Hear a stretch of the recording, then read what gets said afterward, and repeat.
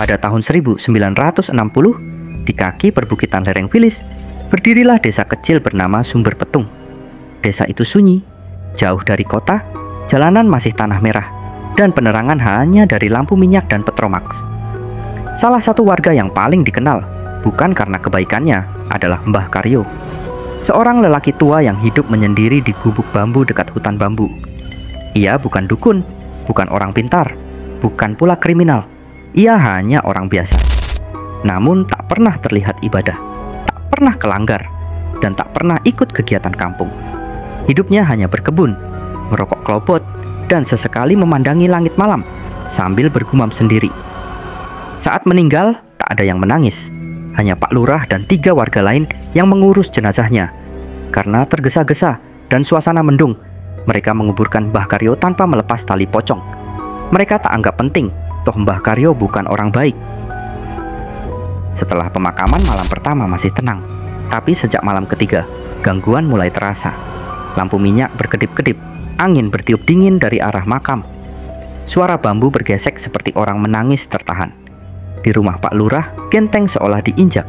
Istrinya terbangun tengah malam karena mendengar suara. Dari luar jendela, ia membuka tirai. Tak ada siapa-siapa. Tapi di tanah, ada jejak tanah dari pemakaman ke arah rumah mereka. Di rumah Pak Darto, anaknya yang masih kecil menangis terus tiap malam. Warga mulai gelisah. Ayam-ayam tak mau tidur. Anjing menggonggong ke arah pemakaman. Dan beberapa warga melihat sosok tinggi terbungkus kain putih berdiri di persimpangan jalan desa. Tidak melompat, tidak mengejar, hanya diam, menghadap ke rumah warga. Matanya hitam. Puncaknya terjadi saat malam Jumat.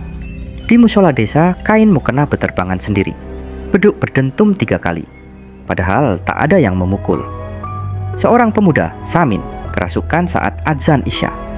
Suaranya berubah berat. Kalian kubur aku dalam keadaan belum bebas. Aku terikat. Lepaskan, aku mohon. Warga langsung panik. Mereka bergegas berkumpul di rumah Pak Lurah. Setelah didoakan oleh sesepuh desa, barulah mereka sadar. Ini bukan gangguan jahat. Mbah Karyo hanya ingin bebas. Pagi harinya, warga datang ke makam Mbah Karyo. Tapi aneh, tanah kuburnya ambles setengah, seperti ada yang menggeliat dari dalam semalam. Wajah Pak Lurah pucat, mengaku memang tak melepas tali pocongnya. Dengan hati-hati, mereka gali kuburannya dan membuka bagian atas kain kafan. Dan benar, tali di atas kepala masih terikat. Pak Lurah gemetar saat melepaskannya. Tapi saat tali itu lepas, angin besar berhembus lewat, membuat semua pohon bambu bersuara keras. Setelah itu, hening, seakan semua beban udara terangkat. Sejak itu, tak ada lagi gangguan. Tak ada lagi suara mengetuk, tak ada jejak kaki kain, dan tak ada wajah pucat di jendela. Namun warga Sumber Petung tak pernah lupa satu hal.